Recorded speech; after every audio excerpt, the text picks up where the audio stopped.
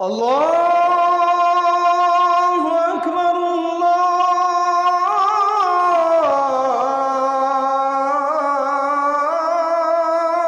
আকবার। কোরআন এবং সুন্নাহ আমাদেরকে এই বিষয়ে কি নির্দেশনা দেয় যে আমাদের ভেতর ঠিক নাই, কেবল আমরা বাহিরে সাজানোর জন্য প্রতিযোগিতায় নিমজ্জিত হয়েছি। সুতরাং হৃদয়ের ইসলাহ এবং লুকানো দায়িত্বগুলো আল্লাহ আমাদেরকে কি দিয়েছেন, এই আলোকে আজকে আমাদের জুমা পূর্ব আলোচ্য বিষয় হচ্ছে ভেতরটা ঠিক না হলে শুধু বাহিরটা সাজিয়ে কি লাভ হবে। আসলে প্রিয় ভাইয়েরা, আমরা যদি একটু হিসাব করে মিলিয়ে দেখার চেষ্টা করি তাহলে মানুষের অন্তরের ভেতরের এমন কতকগুলা নিয়ামত আল্লাহ রাব্বুল আলামিন মানুষকে দিয়েছেন যেইটার গুরুত্ব আমরা বুঝি না। বাহিরে যেরকম সালাত আদায় করলে সওয়াব হয়, ঠিক একই রকম অন্তরের কিছু আমল আছে যেটা ইন্টেনশনের দ্বারাই আল্লাহ রাব্বুল আলামিন আপনার অন্তরের হালতের উপরে কিছুই করতে হয় না, অন্তরের আমলেও আল্লাহ সওয়াব দিয়ে দেন। বাহিরের জন্য কত কিছু করা লাগে, কিন্তু অন্তরের আমলের প্রতি আমাদের গুরুত্ব নাই। এই জন্য হৃদয়ের ইসলাহ এবং এই ক্ষেত্রে লুকানো দায়িত্বগুলো কি কি, আমরা কোরআন সুন্নাহর আলোকে 9টি পয়েন্ট আপনাদের কাছে বলবো। প্রত্যেকটা পয়েন্টের সাথে দুটো করে টাস্ক দেওয়া হবে, যাতে করে আমরা ধরে ফেলতে পারি যে আমার এই পয়েন্টের আলোকে কি আমার শুধরানো দরকার। একটু হার্ড, কিন্তু একটু বুঝে নিলে আমরা আমাদের জীবন পরিবর্তনের জন্য এখান থেকে পাথেয় সংগ্রহ করতে পারি। প্রিয় ভাইয়েরা, তাহলে আমরা বলতে চাই প্রথমে কোরআন সুন্নাহর আলোকে যে আমাদের যে এই ভেতরটা ঠিক করতে হবে, এই ভেতরে ঠিক করার ক্ষেত্রে কোরআন সুন্নাহ আমাদেরকে প্রথম কি নির্দেশনা দেয়। আমরা সূরা রুম, কোরআনের 30 নম্বর সূরা, 30 নম্বর আয়াত, এর আলোকে বলতে চাই 1 নম্বর আল্লাহ যে দায়িত্ব দিয়েছেন, আল্লাহ অন্তরকে যেই ফিতরাতের উপরে সৃষ্টি করেছেন, বান্দাকে দায়িত্ব দিয়েছেন তুমি অন্তরের ফিতরাতটা ঠিক রাখো। ফিতরাত মানে কি? স্বভাব। এখন আল্লাহ অন্তরকে কোন স্বভাবের উপরে সৃষ্টি করেছেন? আল্লাহ রাব্বুল আলামিন বলছেন, ফাকিম ওয়াজহাকা লিদ-দীনি হানিফা ফিতরাতাল্লাহিল্লাতী ফাতারান নাস আলাইহা। আল্লাহ বলছেন, আমি রব্বুল আলামিন কিয়ামত পর্যন্ত অনাগত মানুষ আদম আলাইহিস সালাম থেকে শুরু করে সকলকে নির্দেশনা দিলাম, ফাকিম ওয়াজহাকা লিদ-দীনি হানিফা, আল্লাহর জন্য একনিষ্ঠভাবে আল্লাহর দ্বীনের দিকে তোমার দিলকে রুজু করে দাও।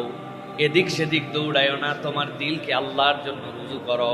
আল্লাহ এরপরে বান্দাকে জানাচ্ছেন, ফিতরাতাল্লাহিল্লাতী ফাতারান নাস আলাইহা, আল্লাহ রাব্বুল আমিন নিজের ফিতরাত যেটা সত্যের উপরে, আল্লাহর ফিতরাত যেটা স্বাভাবিকতার উপরে, মানুষের জন্য কাঠিন্যকে আল্লাহ রাব্বুল আলামিন ধার্য করেন নাই।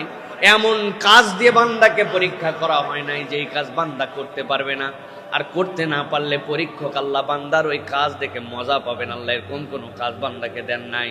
আল্লাহ এই জন্য বলছেন ফিতরাতাল্লাহ, আল্লাহর স্বভাব যেটা আল্লাহ রাব্বুল আলামিন প্রাকৃতিকভাবে তোমাদেরকে দিয়েছেন, আল্লাতী ফাতারান নাস আলাইহা, আল্লাহ প্রত্যেকটা অন্তরকে আল্লাহর দিকে মুখাপেক্ষী হওয়ার যোগ্যতা দিয়েই আল্লাহ সৃষ্টি করেছেন। সুবহানাল্লাহ। এই জন্য হাদিসের মধ্যে আসছে, পৃথিবীতে যদি এমন কোন মানুষ থাকে যেই মানুষটা বোবা, যেই মানুষটা গোয়া, কানে শোনে না, যেই মানুষটা হয়তোবা মুখ দিয়ে বলতে পারে না, ওই মানুষের কাছে আপনি কি দাওয়াত দিলেন, কি বললেন, কিছুই বোঝে না। কিন্তু হাসরের দিনে রব্বুল আমিন তাকে জিজ্ঞাসা করবেন, তখন সে বুঝতেও পারবে, শুনতে পারবে। তাকে কেবল জিজ্ঞাসা করা হবে, তোমার রব কোথায়? ওই বান্দা হাতের দিকে ইশারা করে, যদি আসমানের দিকে ইশারা করে, আল্লাহ ওই বান্দার ফিতরাতের উপরে এটাকে গ্রহণ করে বান্দাকে মাফ করে দিবে। এই জন্য আল্লাহ রাব্বুল আমিন নির্দেশ দিচ্ছেন, ফিতরাতাল্লাহ আল্লাতী ফাতারান নাস আলাইহা, দুনিয়ার মানুষ তোমার অন্তরের ফিতরাতকে তুমি ঠিক রাখো। তোমার অন্তর আল্লাহ সৃষ্টি করেছেন, অন্তরের ফিতরাত হচ্ছে হক সন্ধান করা, অন্তরের ফিতরাত হচ্ছে আল্লাহমুখী হওয়া, অন্তরের ফিতরাত হচ্ছে মিথ্যার দিকে না যাওয়া, অন্তরের ফিতরাত হচ্ছে এক ইলাহকে গ্রহণ করে নেওয়া। কোন বান্দা যদি তার অন্তরের ফিতরাতটা একবার ঠিক করতে পারে, আল্লাহ বলছেন বাকি বিষয় আল্লাহ সহজ করে দিবেন। কেননা ওয়াসওয়াসা দেওয়ার জায়গা কিন্তু ওইটা। বাহিরের মানুষ যতটুকু ওয়াসওয়াসা না পায়, অন্তরের ভিতরে বান্দাকে তার থেকে ওয়াসওয়াসা দেওয়া হয়। এই জন্য অন্তর ঠিক করা সকলের আগে দায়িত্ব। সুবহানাল্লাহ। আবার এই অন্তর ঠিক করার ক্ষেত্রেও ওই জায়গাতেও সরিষার মধ্যে ভূত হয় না, ওই সরিষার মধ্যে আবার ভূত আছে। বলে বাহিরের পর্দা উঠাও, অন্তরের পর্দায় আসল পর্দা, বলে না ভাই? ওইটা হচ্ছে ওই সরিষার মধ্যে আবার ভূত ঢুকাইছে। তো ইসলাম এবং আল্লাহ রাব্বুল আলামিন আপনার আমার জন্য দায়িত্ব দিয়েছেন যে অন্তর তার ফিতরাত অনুযায়ী আপনাকে ঠিকঠাক তাকে তার ফিতরাতের উপর রাখতে হবে। অন্তরের ফিতরাত সবসময় মনে রাখবেন, অন্তরকে আল্লাহ মুখী করে তৈরি করেছেন। সুবহানাল্লাহ।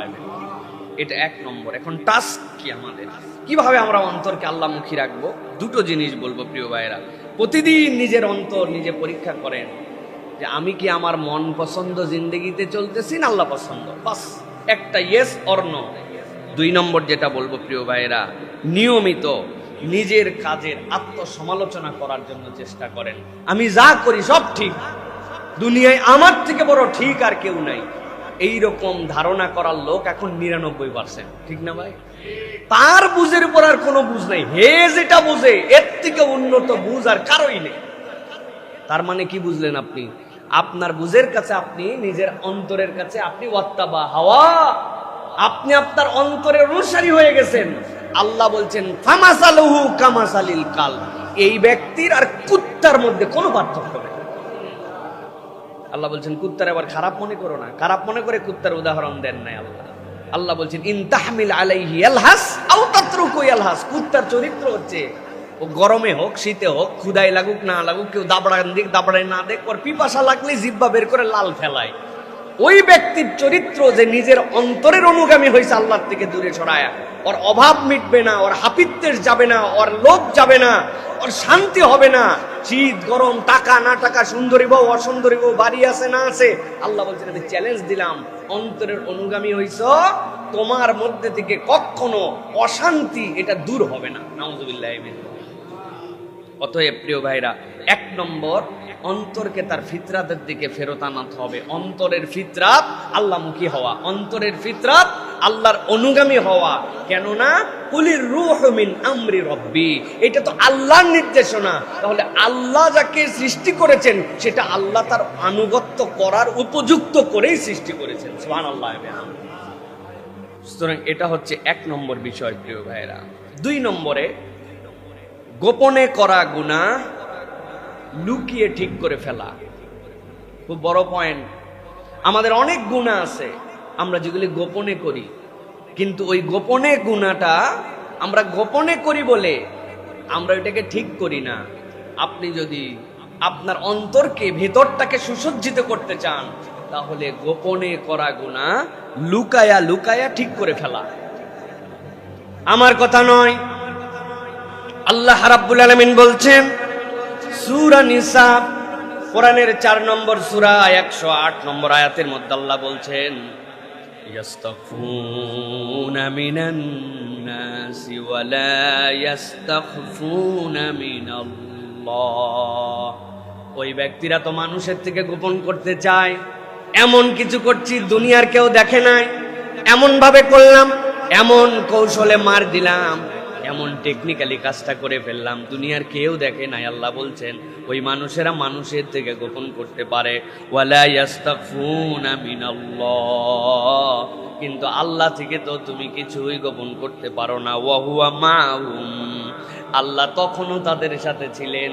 ইয ইউবাইয়িতুনা মা লা ইয়ারদা মিনাল কওল, যখন তারা গোপনে গোপনে রাত্রেবেলা তার বাড়িতে যেই কথা আল্লাহ পছন্দ করেন না ওই রকম বিষয় নিয়ে আলোচনা করছিল। আল্লাহ বলছেন মানুষ দেখছে না, কেউ জানছে না, বান্দা ভাবতেছে মানুষও দেখে না, আল্লাহও দেখে না, কিন্তু আল্লাহ রাব্বুল আলামিন বলছেন ইয ইউবাইয়িতুনা মা লা ইয়ারদা মিনাল কওল وكان الله بما يعملون محيطا। আল্লাহ বলছেন ও দুনিয়ার মানুষ, রবের ব্যাপারে এরকম ধারণা খবরদার করিস না। আমি আল্লাহ রাব্বুল আমিন তোর চারিপাশ দিয়ে ঘেরাও দিয়ে রেখেছি। তুই যখন বাড়িতে একা, যখন গোপনে গোপনে তুই যখন কথা বলিস, আল্লাহ বলছেন দুনিয়ার কেউ না জানলেও বান্দা যেন এইটা বোঝে যে তার রব এইটা জানে। বান্দা যদি একবার এটা বোঝে, আল্লাহ রাব্বুল আমিন বলছেন, তাহলে গোপনের গুনাহটা সে গোপনেই আল্লাহ রাব্বুল আমিনের কাছ থেকে লুকায় লুকায় মাপ নেওয়ার জন্য চেষ্টা করবে। অনেক মানুষ আছে গোপনের গুনার কথা আবার প্রকাশ্যে বলে বেড়ায়। আমি এই সময় একটা কাজ করছিলাম ভাই, কেউ জানে না, মানে উনি এটা ফখর করে বলতেছে, এটা হচ্ছে সবচেয়ে কপাল পোড়া মানুষ, সবচেয়ে কপাল পোড়া। যখন কিয়ামত হয়ে যাবে, আল্লাহ রাব্বুল আমিন তার একদল বান্দাকে তার একটা চাদরের মধ্যে নিয়ে আসবে। নিয়ে আসার পরে ওই বান্দার আমলনামায় যদি দুইটা গুনাহ না থাকে, শিরিক আর জুলুম, শিরিক আর জুলুম, এই জুলুমের আবার একটা লেয়ার আছে। ওই জুলুমের একটা হচ্ছে বান্দার হক নষ্ট করা, এই জুলুমের এই পার্ট আর শিরিক যদি না থাকে, আল্লাহ বান্দাকে ডাকবেন, ডেকে বলবেন বান্দা এই গুনাহ করছিলি। বান্দা তো অস্বীকার যাওয়ার কোনো উপায় নেই, বান্দা মাথা হালায় শুধু হ্যাঁ হ্যাঁ করবে। আল্লাহ শেষে বলবেন, আমি ছিলাম সাত্তারুল উয়ুব, তোর গুনাহগুলোকে আমি গোপন রাখছিলাম বান্দা, দুনিয়ার কেউ জানে না, আজকেও কাউকে জানতে দিলাম না, এই পাবলিকেরা জানবেই না তোর গুনাহ আছে, আমি গোপন গুনাহ তোরে গোপনে মাফ করে তোরে জান্নাতের পথে ঠেলে দিলাম। কাদের জন্য এটা? যেই বান্দারা দুনিয়াতে গোপনে পাপ হয়ে যায়, আল্লাহ ছাড়া কেউ জানে না, কিন্তু সে জানে, ওই গোপনে আল্লাহর কাছ থেকে সেটা মাফ নিয়ে নেয়, আল্লাহ রাব্বুল আলামিন ওই বান্দাদেরকে মাফ করে দিবেন। অতএব গোপনের গুনাহ কেউ জানে না মানে আল্লাহ জানে না, ওইটার জন্য আপনার কোনো ফিলিংস নাই। এইটা যদি উঠে যায় তাহলে বাহিরে খালি সাজবে আর ভিতরটা শুধু ধ্বংস হয়ে যাবে। প্রিয় ভাইয়েরা, এই জন্য রাসূলুল্লাহ সাল্লাল্লাহু আলাইহি ওয়াসাল্লাম বলছেন, প্রত্যেক উম্মতকে ক্ষমা করা হবে, কিন্তু তাদেরকে ক্ষমা করা হবে না যারা জেনে বুঝে প্রকাশ্যে গুনাহ করে। গোপনে গুনাহ আল্লাহ মাফ করে দিবেন, জেনে বুঝে প্রত্যেক উম্মতকে আল্লাহ মাফ করবেন, কিন্তু গুনাহ জানার পরেও ওপেনলি গুনাহ করে, ভাব মেরে গুনাহ করে, করলে কি হবে, আমারে ধরে কে, এরকম একটা মুড নিয়ে চলে। আল্লাহ বলছেন এই বান্দাদেরকে আল্লাহ মাফ করবেন না। অতএব প্রিয় ভাইরা, গোপনে যে গুনাহ প্ল্যান করে এখন থেকে যে আল্লাহ রাব্বুল আলামিনের কাছে আমি গোপনে রব্বুল আলামিনের কাছে সেটা ক্ষমা চেয়ে নিই, আল্লাহ রাব্বুল আলামিন যেন আমাকে মাফ করে দেন। আল্লাহ মাফ করে দিবেন বলে ওটা গোপন রাখছেন। তাছাড়া প্রযুক্তি যেভাবে আগাইছে, এলইডির মতো যেরকম সব জায়গায় লেখা উঠে যায়, আপনার আমার কপাল দিয়ে যে এলইডির মতো আমাদের গুনাহ লেখার সিস্টেম আল্লাহ দিতেন, ঠেকানোর তো উপায় ছিল না। তাইলে অথবা এই গুনাহ করলে হাতের এই অবস্থা হবে, পায়ের এই অবস্থা হবে, তাহলে ওই গুনার কারণে কি হয়, যেরকম আপনি বুঝতে পারেন একটা লোকের চেহারা ধবধবে সাদা ফ্যাকাশা হয়ে যাচ্ছে, আপনি বুঝছেন এই লোকটার রক্ত শূন্যতা হয়েছে, আপনি তখন বুঝেন। মাথার মধ্যে চুল নাই মানে টাক হয়েছে, আপনি বুঝেন যে এর কোনো হরমোনের প্রবলেম হয়েছে জন্য, অথবা জেনেটিক্যালি কোনো বিষয় আছে জন্য। এখন উমুক গুনাহ করলে আপনার এইটা হবে, আল্লাহ যদি এই সিস্টেম করতেন তাইলে আমাদের আর মুখ দেখানোর কোনো সুযোগ থাকতো না, থাকতো ভাইয়েরা। আবার উম্মতে মুহাম্মদের জন্য আল্লাহ একদম সমূলে ধ্বংসও করবেন না, আল্লাহ রাব্বুল আমিন তাদেরকে একবারে ধ্বংসও করে দিবেন না। এটা রাসূলুল্লাহ সাল্লাল্লাহু আলাইহি ওয়াসাল্লামের দ্বারা আমাদের জন্য রহমত। তো সেই হিসাবে বান্দা যখন গোপন গুনাহ করে, এই গোপনের গুনাহ গোপনে আল্লাহর কাছ থেকে ক্ষমা নিতে হয়। কাজ হচ্ছে দুইটা আছে এই ক্ষেত্রে, একান্তে কিছু কাঁদাকাটি করা আল্লাহর কাছে, একান্তে কেউ জানবে না এরকম ভাবে আল্লাহর কাছে কাঁদাকাটি করা, আর গোপন গুনাহ প্রকাশ্যে না বলে গোপনে তওবা করা। খবরদার আমার অমুক গুনাহ আছে এটা কারো কাছে বলতে যাবেন না, আবেগে হুজুরের কাছেও বলবেন না, হুজুর আমি তো এই গোপনে গুনাহ করে ফেলছি, এখন কি করব ভাই, আপনি তো শিখেই গেছেন আল্লাহর কাছে গোপনে গুনাহ গোপনে তওবা করতে হবে, এটা আল্লাহর আপনার মধ্যে সম্পর্ক। অতএব আল্লাহ রাব্বুল আমিন বান্দাকে মাফ করবেন, তবে মনে করে করে সেইগুলো আল্লাহর কাছ থেকে ক্ষমা নেওয়ার জন্য চেষ্টা করতে হবে। প্রিয় ভাই, এটা হচ্ছে 2 নম্বর বিষয়। 3 নম্বরে, আত্মা যদি আমাদের কলুষিত হয়ে যায় তাহলে বাহ্যিকতার মূল্য আর আল্লাহর কাছে থাকে না।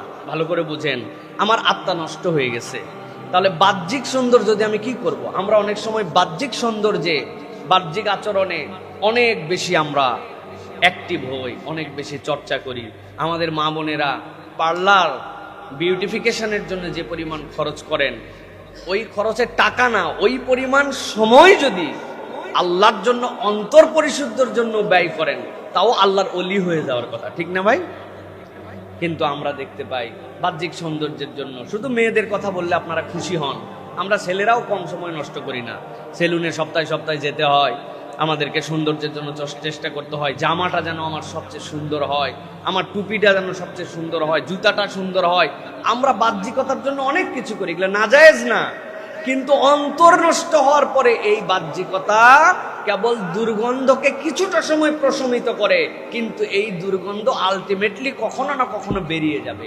এই জন্য আল্লাহ রাব্বুল আলামিন নির্দেশনা দিয়েছেন। সূরা শামস সবচেয়ে পরিচিত আয়াত আমাদের 9 এবং 10 নম্বর আয়াত, যদিও এর তাফসীর খুব ডিটেইলস। আল্লাহ রাব্বুল আলামিন বলছেন, قد أفلح من زكاها وقد خاب من دساها। আল্লাহ বলছেন সফল হয়ে গেছে সে, সুন্দর পাঞ্জাবি পরেছে যে, তাই তো না? আল্লাহ রাব্বুল আমিন বলছেন কদ আফলাহা মান যাক্কাহা, আল্লাহর কাছে সফল হয়ে গেছে সে যে তার অন্তরকে পবিত্র করে ফেলেছে। ইমাম ইবনে কাসির রাহমাতুল্লাহি আলাইহি বলছেন আল্লাহ রাব্বুল আমিন যাক্কাহা যেটা বলেছেন, এর দ্বারা রব্বুল আমিন মূলত বুঝাতে চেয়েছেন আল্লাহ দুনিয়ার সব মানুষকে মাফ করে দিবেন এই একটা কথার উপরে। আল্লাহ রাব্বুল আলামিন কোন বান্দাকে যদি শিরিক থেকে মুক্ত রাখেন, বিদআত থেকে মুক্ত রাখেন, ওই বান্দার জীবনে যদি শিরিকের সাথে সম্পর্ক না থাকে, আল্লাহ সব বান্দাকে কোনো না কোনো অবস্থায় মাফ করে দিবেন। সুতরাং সবচেয়ে বড় হচ্ছে কদ আফলাহা মান যাক্কাহা, মানে হচ্ছে যে তার অন্তরকে শিরিক আর কুফর থেকে মুক্ত করেছে। আল্লাহ রাব্বুল আমিন বলছেন ওয়াকাদ খাবা মান দাসসাহা, আর যে এর মধ্যে লিপ্ত হয়ে গেছে, দুনিয়ায় হাজার হাজার কোটি টাকা দান করে, এমন ফাউন্ডেশন বানায় রাখছে যেই ফাউন্ডেশন দিয়ে পুরো পৃথিবীর মধ্যে সবচেয়ে বড় চ্যারিটি ওয়ার্ক করে, ডোনেশন করে, কিন্তু অন্তরের মধ্যে শিরিক আছে, একত্ববাদ মানে না, ত্রিতত্ত্ববাদে বিশ্বাসী। আল্লাহ বলছেন সে ধ্বংস হয়ে গেছে। অতএব যার অন্তর ঠিক হয়েছে, আল্লাহ বলছেন সে ঠিক হয়ে গেছে, আর যার অন্তর নষ্ট হয়ে গেছে তাকে আল্লাহ রাব্বুল আলামিনের কাছে এক পয়সাও তার দাম নাই।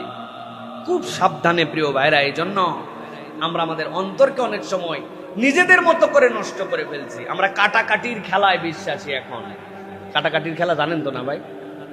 এক লোক গরু চুরি করছে, গরু চুরি কইরে আবার কুরবানি দিছে। লোকজন বলছে এ ব্যাককল, তুই চুরি করা গরু দিয়ে কুরবানি দিলি? কয় যা করা লাগবে আমি বুঝাই করছি। কেমনে বুঝলি? কয় চুরি করছি গুনাহ, কুরবানি দিছি সওয়াব। দুইটা দিয়ে কাটাকাটি, মাঝে গোস্ত ফাও খাইছে। এখন আমরা এই গরু চুরির ঘটনায়, যদিও কাল্পনিক, কিন্তু এইটাকে আমরা এনজয় করলাম। কিন্তু আপনি আমি যদি একটু হিসাব করি ভাই, দেখবেন কিছু ভালো কাজ করি, কিছু খারাপ কাজ করি। জুম্মার নামাজে আগে আসি, আসরের নামাজ পড়ি না। কাটাকাটি তো না ভাই? আমরা তো কাটাকাটির খেলায় আছি এখন প্রিয় ভাইরা। ফকির দেখলে দান করি, আবার যেখান থেকে মনে করেন ঘুষ খাওয়া লাগবে এখান থেকে ঘুষ খাই। আমরা এই যে কাটাকাটির খেলায় আছি। আল্লাহ বলছেন এই অন্তরটা তোমার শুদ্ধ হয় নাই।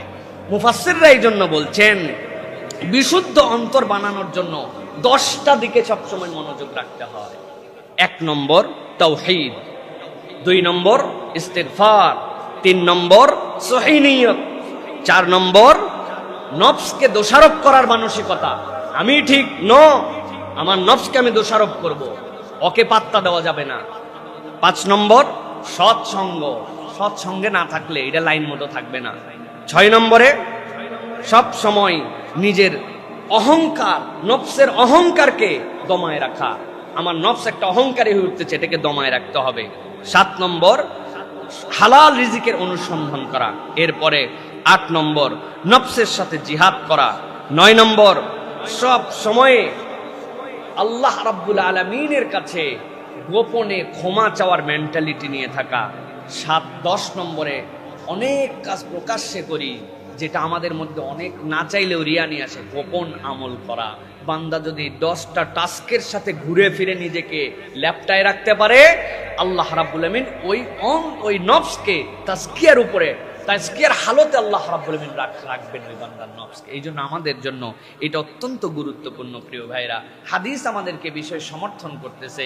নবীজি সাল্লাল্লাহু আলাইহি ওয়াসাল্লাম বলছেন ইন্নাল্লাহা তাআলা লা ইয়ানজুরু ইলা সুওয়ারিকুম, আল্লাহ রাব্বুল আমিন তোমাদের বডি দেখেন না, আল্লাহ রাব্বুল আমিন তোমাদের বাহ্যিক রূপ দেখেন না, ওয়া আমওয়ালিকুম তোমাদের সম্পদ কত আল্লাহ দেখেন না, ওয়ালাকিন ইন্নামা ইয়ানজুরু ইলা কুলুবিকুম ওয়া আমালিকুম। আল্লাহ তোমার অন্তর দেখেন আর তোমার আমল দেখেন। বান্দা তুমি কোন অন্তর নিয়ে আল্লাহর কাছে হাজির হয়েছিলে, তুমি কোন আমল আল্লাহ রাব্বুল আলামিনের জন্য ডেডিকেটেড করেছিলে, এইটা আমাদের জন্য খুব গুরুত্বপূর্ণ প্রিয় ভাইরা। তাহলে এটা গেল 3 নম্বর প্রিয় আমাদের জন্য কাজ। 4 নম্বর যে বিষয় প্রিয় ভাইরা, সেটা হচ্ছে গোপন বিচারক হওয়া নিজের প্রতি।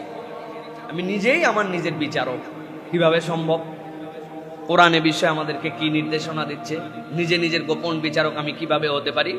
আল্লাহ রাব্বুল আলামিন বিস্তারিত বিষয়ে কথা বলেছেন সূরা কিয়ামার 11 নম্বর আয়াত থেকে 15 নম্বর আয়াত দেখবেন। আল্লাহ রাব্বুল আলামিন কি চমৎকার করে আপনারা আমার জন্য জানিয়েছেন। আল্লাহ রাব্বুল আলামিন বলছেন, ইয়াকুলুল ইনসানু ইয়াওমা ইযিন আইনাল মাফার। এমন একদিন আসবে যেই দিন বান্দা আল্লাহ রাব্বুল আমিনের সামনে যে বলবে, রব পালাবার জায়গা কোথায়? কোনো জায়গা তো আর পাচ্ছি না, পালাবো কোথায়? আজকে আমি পালাবো কোথায়? গোপন হব কোথায়? গোপন হওয়ার তো আর কোনো জায়গা নাই। আল্লাহ বলছেন, কাল্লা লা ওয়াজার ইলা রাব্বিকা ইয়াওমা ইযিন মুস্তাকার। আল্লাহ রাব্বুল আমিন বলছেন, ওই দিন আল্লাহ রাব্বুল আমিনের সামনে থেকে পালানোর আর কোনো জায়গা থাকবে না। বান্দা আল্লাহ রাব্বুল আমিনের পাকড়াওয়ের মধ্যে চলে আসবে। বান্দা যতই সার্কেল করুক, যতই ঘুরুক, রব্বুল আলামিনের সামনেই বান্দাকে চলে আসতে হবে। আল্লাহ রাব্বুল আমিন বলছেন, কেবল আসবেই না বান্দা, ইউনাব্বাউল ইনসানু ইয়াওমা ইযিন বিমা কদ্দামা ওয়া আখার। তার আগে কি প্রেরণ করেছে, পেছনে কি ছেড়ে এসেছে, আল্লাহ বলছেন সবগুলা তাকে বুঝায় দেওয়া হবে। শব্দ দুইটা ভালো করে আবার খেয়াল করেন, আরেকবার বলি। আল্লাহ রাব্বুল আমিন বলছেন, ইউনাব্বাউল ইনসানু ইয়াওমা ইযিন বিমা কদ্দামা ওয়া আখার।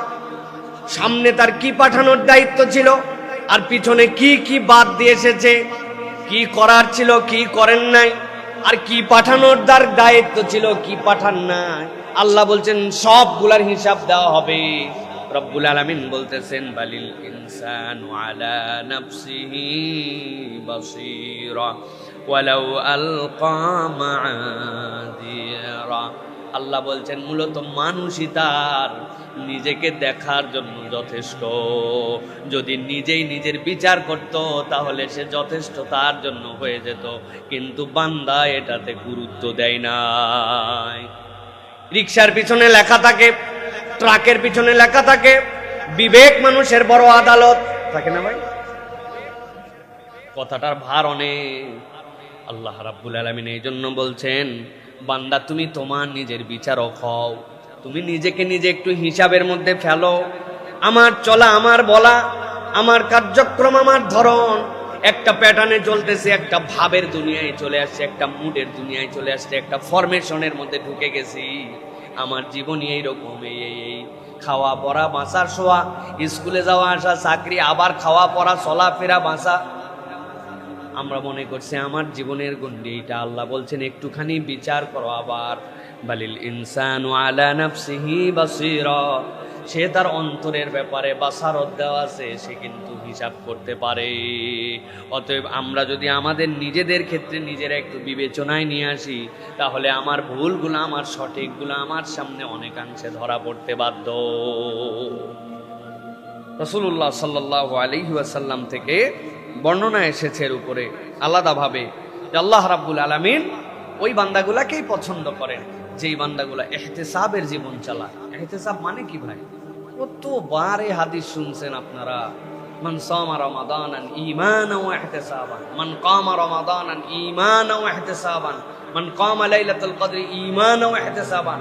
ঈমান আর ইহতিসাবের সাথে যে ব্যক্তিরা নামাজ পড়বে, রোজা রাখবে, লাইলাতুল কদরে দাঁড়াবে, আল্লাহ তার অতীতের সব গুনাহ মাফ করবেন। জোরে বলুন সুবহানাল্লাহ, জোরে বলুন সুবহানাল্লাহ। তো বলি, কিন্তু ঈমানটা কি আর ইহতিসাবটা কি বুঝলাম না। ঈমান না বুঝলাম, ইহতিসাব বুঝলাম না। সুবহানাল্লাহ জোর কিন্তু ঠিক আছে।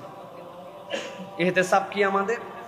ইহতিসাব মানে হচ্ছে ওই বান্দা হিসাব করে করে, বুঝে বুঝে, গুনে গুনে, আত্মসমালোচনা করে কেন করতেছি এইটা হৃদয় থেকে উপলব্ধি করে যখন ওই কাজ করবে ঈমানের সাথে, আল্লাহ তখন ওই বান্দাকে মাফ করবে। আমাদের উপলব্ধির জায়গাটা দুর্বল হয়ে গেছে। আমরা উপলব্ধি করি না। করা লাগবে, রিচুয়াল করে যাচ্ছি, সবাই করে তাই করতেছি, মানে একদম গতানুগতিক একটা কাজ এটার মধ্যে নিয়ে আসছি আমরা প্রিয় ভাইরা। এই জন্য অনেক সালাফদের থেকে দেখা যায় যে তারা দুইটা কাজ করতেন। একটা হচ্ছে দিনলিপি লেখা, পুরোটা না, কি ভালো করছি কি খারাপ করছি, একটা দিনলিপি তারা লিখে রাখতেন যে আজকে আমি কি ভালো কাজ করছি, আজকে আমি কি খারাপ কাজ করছি। এটার জন্য তারা হিসাব রাখতেন যে আমার এদিকে তাকানোর কথা ছিল না, আমি তাকিয়ে ফেলেছি। হ্যাঁ, একটা ইয়ারকি ফাজলামি করতে করতে একটা গালি দিয়ে বসেছি, হ্যাঁ, বিনা অজুহাতে একটা মিথ্যা কথা মুখ দিয়ে বাড়ায় গেছে, এটা না করলেও পারতাম। আমার এই খারাপ কাজ, আমার ভালো কাজ কি, আলহামদুলিল্লাহ অমুক মানুষটার রাস্তা পার হওয়ার সময় হাত ধরে পার করে দিছি, অমুক লোকের একটা উকিল ধরায় দিছি, সে বিপদে ছিল, অমুক জায়গায় একটা প্রয়োজন ছিল, আমার প্রয়োজন ছিল না, ওই ভাইয়ের প্রয়োজনে একটু হাজত মেটানোর জন্য চলে গেছি, দুইটা ভাইকে একটু নামাজের জন্য দাওয়াত দিছি, একটা ভাইয়ের মুখে দাড়ি নাই, একটু বুঝায় সুজায় তাকে অনুরোধ করছে যে ভাই নবীর সুন্নতটা রাখেন। এগুলো আমার ভালো কাজের তালিকা। আর আমার খারাপ এই জিনিসগুলো হয়ে গেছে, এটা এক নম্বর, যে গোপনে বিচারক হওয়া নিজের প্রতি। আমার হিসাবই নাই, আমি কেমনে কি করব ভাই। দুই নম্বর হচ্ছে আত্মনিন্দার অভ্যাস করা। আত্মসমালোচনা একটা, আত্মনিন্দা একটা, নিজের আত্মাকে নিজের নিন্দা করা, যে তুই এরকম করলি। আল্লাহ রাব্বুল আলামিন যদি এইটা জানায় দিত তাহলে কি অবস্থা হতো, নিজের আত্মাকে নিজে নিন্দা করা। আমি তো খালি পোকের উপরে আছি, সবাই খালি আমার পামের উপরে রাখে, আমি ফুলে ফুলে আসমানে উঠে আসি, আমার আত্মাও খুশিতে বাকবাকুম হয়ে আছে, কিন্তু এই আত্মার অবস্থা খারাপ। এ দুনিয়া চিনে, কাজ চিনে, সব চিনে, নতুন একটা আমলে আত্মা যুক্ত করতে পারে নাই, ঠিক 10 বছর একটা আয়াত মুখস্থ করতে পারো না, ঠিক তোমার প্রতি। একটা নবীর হাদিস তুমি মুখস্থ করতে পারো না, ঠিক তোমার প্রতি। এখন পর্যন্ত তুমি ঠিকঠাক মতো সানার অর্থ জানো না, দোয়ায় কুনুতের জায়গায় তুমি কুলু আল্লাহ পড়া যাবে কি যাবে না এই মাসলা তালাশ করো। তুমি মানুষের জানাজার পিছনে দাঁড়ায়া জানাজার দোয়া মুখস্থ করতে পারো না, ঠিক আত্মা তোমার প্রতি। তুমি কিসের দুনিয়ায় মানুষের রূপ নিয়ে ঘোরাফেরা করতেছো? আপনি যখন নিজেকে ধিক দিবেন তখন আপনার কাজের স্পিড আসবে। আমি তো আমার আত্মবিচার করতেছি, আমার তো তাহলে ঠিক করা দরকার। আমার জানাজার পিছনে এরকম বহুত লোক দাঁড়ায় যাবে, এইগুলা মুইতে পানি নাই, ডান হাতের উপরে বাম হাতটা, বাম হাতের উপরে ডান হাত জানে নাই। আমার অবস্থা তো তাই। আগেকার মানুষ মাটির প্লেটে খেত, তো এই মাটির প্লেট রাখতে যে পরিমাণ বুঝতে পারতো না যে কত উঁচু কত নিচু, মাটির প্লেট ভেঙে ফেলতো। খাওয়ার সময় যখন খেত এদিক ওদিক ভাতের দানা ছড়ায় পড়তো। তো বাপের সন্তান আর ছেলের বউ এটা খুব অপছন্দ করছে যে এটা কি আনস্মার্ট কালচার, খালি ভাঙে ফেলে। শেষে বাপরে একটা কাঠের প্লেট বানায় দিছে, আর ভাঙবি, আর ভাঙা যাবে না। কাঠের প্লেট বানায় ঘরের কোনায় বসায় খাইতে দেয়, যে এই জায়গায় বসবা, যত মাখাও মাখাও, এই জায়গায় মাখাও। একদিন তাদেরই সন্তান, ওই বুড়ার নাতি, ঘরের কোনায় বসে একটা কাঠ নিয়ে কি যেন খেলতেছে। ছোট বাচ্চা তখন কিছু দিয়ে কিছু বানানোর চেষ্টা করতেছে, বাপ মা তো খুব খুশি হয়েছে। ওই বলছে, বাবা তুমি কি করতেছো? আব্বা তোমার আর মার জন্য 2টা কাঠের প্লেট বানাচ্ছি, তোমরা যখন দাদুর মতো বুড়া হবে তোমাদেরকে এটাতে খাইতে দিব। তো বাপ মা দুইজন তখন কেঁদে ফেলছে। তখন অনুভব জাগ্রত হয়েছে যে এইটা কি করলাম আমি। আমাদের এই যে অনুভূতির জায়গাতে কুঠারে আঘাত দেওয়ার এই জায়গাটা আমাদের ভোঁতা হয়ে গেছে। হাজার বলার পরেও এই রিফ্লেকশন আমার লাইফ থেকে আসে না। ভাই আমি যদি কারো জানাজার পিছনে দাঁড়ায় সঠিকভাবে তার জন্য দোয়া করতে না জানি, ওই লোকের কি ঠেকা পড়ছে আপনার জানাজার পিছনে দাঁড়ায় সঠিকভাবে দোয়া করবে? হায়াত তো ওইটা নয় যে দুনিয়ায় থাকতেই আপনাকে চিনে সবাই। হায়াত তো ওইটা মরার পরেও আপনি জীবিত থাকার মতো ফিল নিয়ে মানুষ আপনাকে অনুভব করে, ঠিক কি না? সালাফদের জীবন তো এরকম ছিল। ইমাম মুসলিম, ইমাম আবু হানিফা, ইমাম নববী ছোট্ট হায়াতের মালিক ভাই, 40-45 বছরে মারা গেছেন। ইমাম নববীর কিতাব, তার হাদিসের কিতাব না পড়লে আমাদের দিলে তৃপ্তি হয় না। 40 বছরের জীবনে 1400 বছরের ফজিলত দিয়ে চলে গেছে। সুবহানাল্লাহ। জীবন তো ওইটা, জীবন তো ওইটা প্রিয় ভাইরা। এই জন্য সকলে ইমাম নববী হবে না, সকলে ইমাম বুখারী হবে না, কিন্তু আমার দিলের মধ্যে ওই তামান্না থাকতে হবে যে ইমাম নববী, ইমাম বুখারী যেভাবে আল্লাহর কাছে মাপপ্রাপ্ত বান্দা হয়েছেন, আমি ওই তালিকায় নিজের নাম তুলে নিই, আলহামদুলিল্লাহ। অতএব গোপনে বিচারক হওয়া নিজের জীবনে, এটা হচ্ছে 4 নম্বর। 5 নম্বরে গোপনে সাহায্য করা। আপনি যদি আপনার এই সৌন্দর্য অন্তরের মধ্যে আনতে চান তাহলে এটাই সেরা সাদাকা আপনার জন্য, গোপনে সাদাকা করা। আল্লাহ কুরআনুল কারীম সূরা বাকারা 271 নম্বর আয়াত, আল্লাহ বলছেন ইন তুবদুস সাদাকাতি ফানি'ম্মা হি ওয়া ইন তুখফুহা ওয়া তুতুহাল ফুকারা ফাহুয়া খায়রুল লাকুম। আল্লাহ বলছেন চাইলে তুমি প্রকাশ্যে দিতে পারো, গোপনে দিতে পারো। আল্লাহ রাব্বুল আলামিন দুইটাই গ্রহণ করেন, কিন্তু আল্লাহ রাব্বুল আলামিন বলতেছেন বান্দা যখন গোপনে দান করে, অপ্রকাশ্য দান করে, ওইটার কয়েকটা জিনিস থেকে সে বেঁচে যায়। 1 নম্বর রিয়া থেকে বেঁচে যায়, 2 নম্বরে নফসকে সে দমন করে রাখতে পারে, 3 নম্বর অহংকার অহমিকা কেমনে সে প্রকাশ করবে, কেননা সে গোপনে দান করে ফেলেছে। নবীজি বলছেন ওই দানকারী ব্যক্তি আল্লাহর কাছে কিয়ামতের দিনে যখন কোনো ছায়া থাকবে না, আরশের নিচে থাকবে কোন ব্যক্তি? যেই ব্যক্তি আল্লাহর জন্য গোপনে দান করছে। এমন গোপনে দান, ডান হাতের দান, তার বাম হাত খবর রাখে না। সুবহানাল্লাহ। অতএব প্রকাশ্যেও দান করবো আমরা, উৎসাহিত করার জন্য। জায়েজ আপনার কাছে বলেছে ভাই এই কাজের জন্য 10টা বস্তা সিমেন্ট লাগবে, ভাই একজন 10 বস্তা দিয়েছে, আরেকজন বলছে আলহামদুলিল্লাহ এই ভাই 10 বস্তা দিছে, আল্লাহ তো আমারও 10 বস্তা দেওয়ার মতো সামর্থ্য দিয়েছে, আমি 5 বস্তা নিয়ত করছিলাম, ওই ভাই যদি দেয় আমিও দেই আল্লাহর জন্য। এইটা জায়েজ, উৎসাহ দেওয়ার জন্য ইসলাম পছন্দ করে। কিন্তু অবশ্যই আপনার কিছু দান থাকবে যেই দান কেউ জানে না, কেউ দেখে না, কারো জন্য নয়, কেবল আল্লাহর বান্দার মধ্যে এই দানটুকু থাকবে। এইটা যদি বান্দা করে তার বাহিরটাই কেবল সুন্দর হয় না, আল্লাহ তার নফসটাকেও সুন্দর করে দেন। সুবহানাল্লাহ। কারণ কি? এটা নফসের ঔষধ। বাহিরেরটা তো সবাই জানলো, আর এটা তো খালি আপনার নফস জানে আর আল্লাহ জানে। তাহলে আল্লাহর পক্ষ থেকে যা ফজিলত আসবে নফসের প্রতি সেইটা রহমত হিসেবে বর্ষিত হবে। আপনার নফসকে আল্লাহ নিয়ন্ত্রণের মধ্যে রাখার জন্য আল্লাহ ব্যবস্থা করে দিবেন। প্রিয় ভাইরা, এই জন্য বলবো মাঝে মাঝে চুপি চুপি দান করবেন, মাসে একবার হলেও। এটা টাস্ক আপনাদের জন্য, কাজ। একবার হলেও এমন একটা দান করছি কেউ জানে না, বাস কি করছেন সেটা আপনি জানেন, আপনি খুঁজে খাজে বের করে নিয়ে আপনি করবেন। আর 2 নম্বর, যে কাউকে না জানায় এমন একজন গরিবের চিকিৎসার দায়িত্ব আপনি নিয়ে ফেলছেন, কেউ জানে না।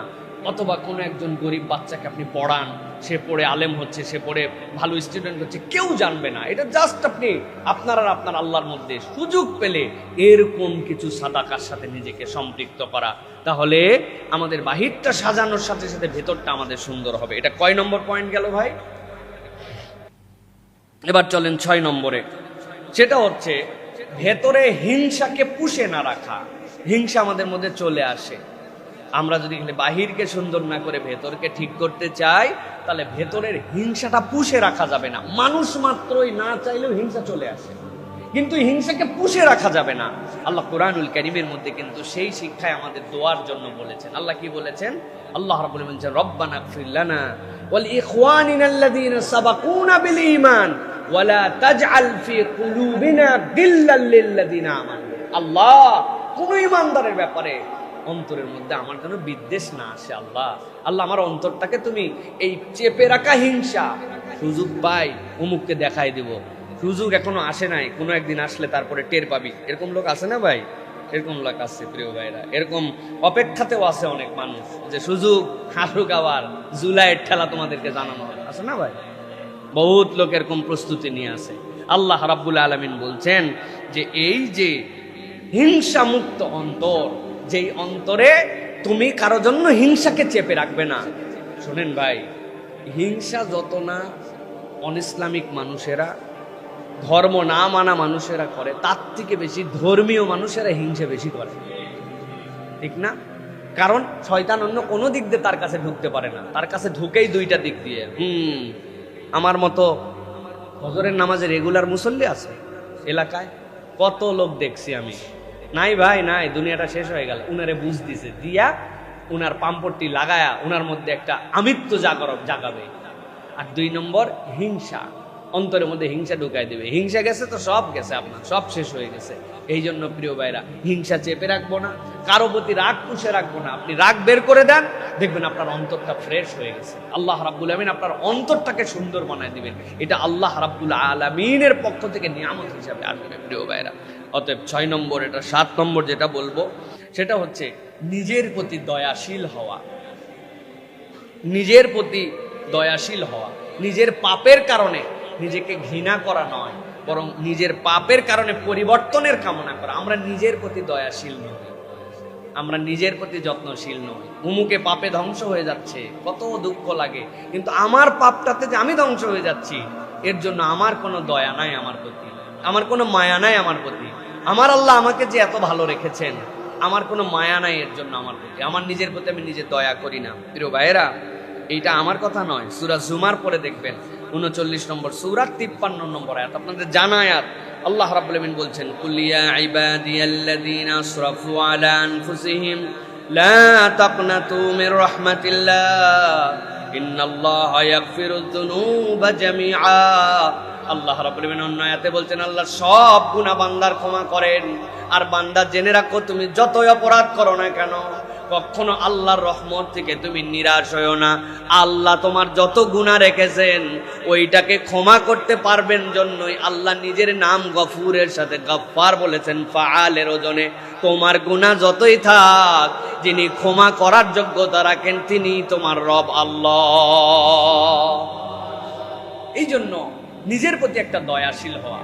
গুনার উপর আর কতদিন থাকবো, আমি একটা পরিবর্তন হই, নিজের প্রতি একটু অনুগ্রহ করি, নিজের প্রতি একটু দয়া করি।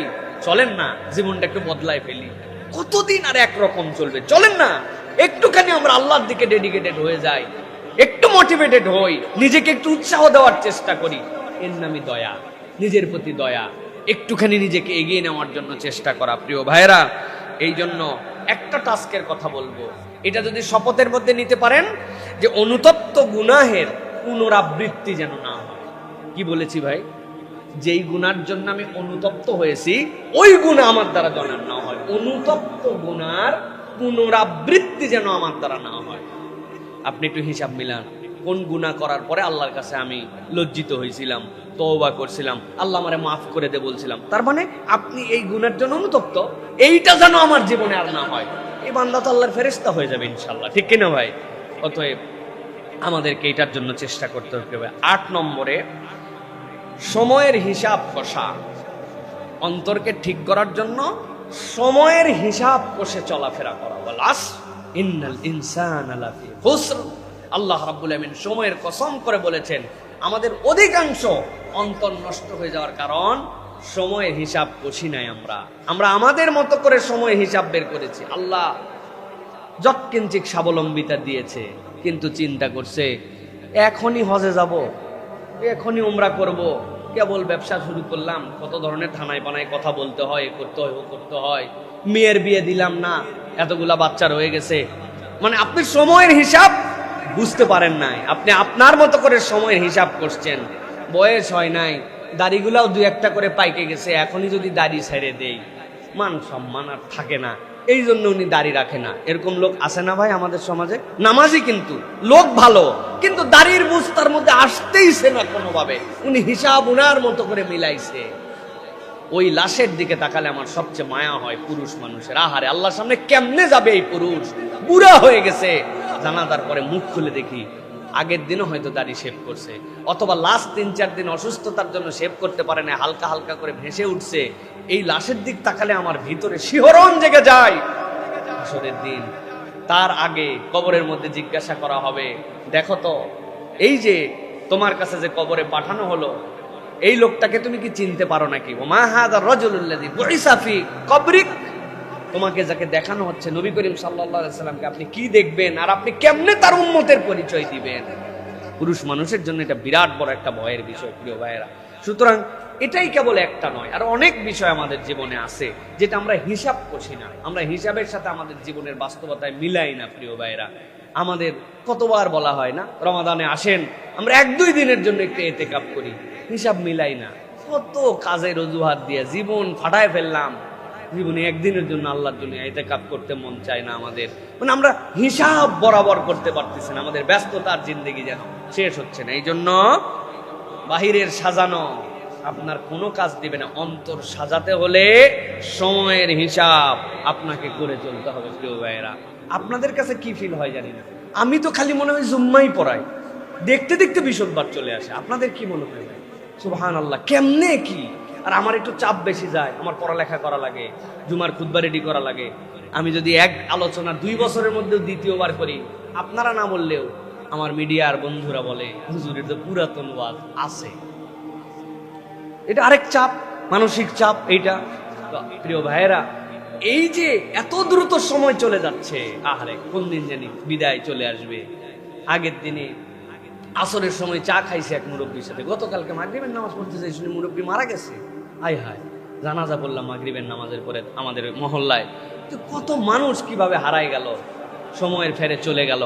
সুতরাং আমাদেরকে সময়ের হিসাবটা করতে হবে। সর্বশেষ পয়েন্ট যেটা বলবো প্রিয় ভাইয়েরা, অন্তরকে জাগানোর জন্য, সাজানোর জন্য এর কোনো আর বিকল্প নাই। সব কথার সামারি হচ্ছে আল্লাহর কাছে গোপনে কান্নাকাটি করা। আল্লাহর কাছে যদি আপনি গোপনে কাঁদতে না পারেন, এই ফ্লোর যদি আপনি বের করতে না পারেন, অন্তর আর যাই হোক জাগরুক করা বিরাট কঠিন ব্যাপার প্রিয় ভাইরা। আল্লাহ কোরআনুল কারীমের সূরা সাজদার মধ্যে বলেছেন, 32 নম্বর সূরার 16 নম্বর আয়াত। এরপর আমার আলাদা আলোচনা আছে। আল্লাহ বলছেন, তাতাজাফা জুনুবুহুম আনিল মাদাজি' ইয়াদউনা রাব্বাহুম খাউফান ওয়া তামা। আল্লাহ রাব্বুল আলামিন বলছেন, একদল লোক আমার আছে যারা রাতের কিছু অংশ তাদের পিঠকে মাটির সাথে লাগায় রাখে না, খাটের সাথে লাগায় রাখে না, উঠে যায়। উঠে যাওয়ার পরে আল্লাহ রাব্বুল আলামিনের ইতাআত এবং আল্লাহর ভয়ে তাদের চোখ দিয়ে পানি পড়ে। আল্লাহ বলছেন, এই বান্দাকে আল্লাহ এত পছন্দ করেন, কিয়ামতের হিসাব তো অনেক দূরের কথা, দুনিয়ায় থাকতেই তাকে ক্ষমা প্রাপ্তদের তালিকায় উল্লেখ করে আল্লাহ তারে কবরে নেন। এর পরীক্ষাই হবে না, ওইভাবে কন্ডিশন দিয়ে ওরে আল্লাহ রাব্বুল আলামিন কবরে নিয়ে যান। পরীক্ষা মুক্ত বান্দা আমার। কি কোয়ালিটি তার? আল্লাহ রাব্বুল আলামিন বলছেন, ইয়াদউনা রাব্বাহুম খাউফান ওয়া তামা। ওই বান্দার গুনাহগুনি হচ্ছে যে আল্লাহকে ডাকে, আল্লাহ আমি কেমনে আপনার কাছে হিসাবে দাঁড়াবো, আমি না চাইলেও তো আমার জীবনে ভুল হয়ে যায়, কেমনে আপনার সামনে আমি দাঁড়াবো, আমার উপযুক্ততাই নাই, এই ভয়। আর আল্লাহ যে তারে ডাকতে বলছেন, ওই জন্য আল্লাহরে ডাকে, আর চোখ দিয়ে তার পানি পড়ে। আল্লাহ বলছেন, আমার এই বান্দাকে আমি রব্বুল আলামিন পছন্দ করে ফেলেছি। সুবহানাল্লাহ। অথচ আমাদের ফুল লাইফে একদিনও খুঁজে পাওয়া যাবে না এইটা, পুরা জীবনেও একদিন নাই রে ভাই। রাতকে রাত বলে ঘুম হয় নাই হুজুর, ফজর পর্যন্ত আজকে বিছনায় শুধু ছটফট করছি, একটু ঘুমাতে পারি নাই। মাঝে মাঝে মানুষের এরকম হয়, কি কারণে হয় কেউ জানে না, হয় না এরকম ভাই মাঝে সারা রাত। আপনি কি করছেন? ছটফট করতে করতে ভাই, ছটফট না করে উঠে 2 রাকাত নামাজ আলাদা করে একটা ঘরে যে বউ জানবে না, বাচ্চা জানবে না, চুরি করে আল্লাহর কাছে, আল্লাহর থেকে চুপে চুপে কানে কানে আল্লাহর কাছে গোপন গুনার ক্ষমা নেওয়া। আমি আমার ভাষায় এটা বলি, আপনি বলেন না কানে কানে কথা, আসলে কি কানে কানে কথা হয়? কিন্তু এটা হচ্ছে একটা আমাদের জন্য একটা টার্ম, এমন কথা যে কান টু কানে গেছে, মুখও নাই মনে হয়, এত কাছে। মুখ দিয়ে কান অনেক দূরত্ব, কিন্তু কানে কানে কথা হয়ে গেছে, এত গোপন কথা। আল্লাহর কাছে এরকম আল্লাহকে কানে কানে, আল্লাহর কানে কানে বলে না, দেখবেন ফিলিংসটা কেমন হয় প্রিয় ভাইরা। এটা হচ্ছে আমাদের জন্য সর্বশেষ প্রক্রিয়া প্রিয় ভাইরা। এই জন্য একাকী তাহাজ্জুদ এবং নিঃসঙ্গভাবে একটা টাইম বের করে আল্লাহর সাথে কানে কানে কথা, এইটা যদি আমরা করতে পারি, ইনশাআল্লাহ আমাদের বাহিরটা কেবল নয়, ভেতরটাও সুন্দর হবে। তাহলে আবার সবগুলো একটু মিলায়ে ফেলি আমরা প্রিয় ভাইরা। 1 নম্বর যেটা বলেছি, অন্তরের ফিতরাত ঠিক রাখা।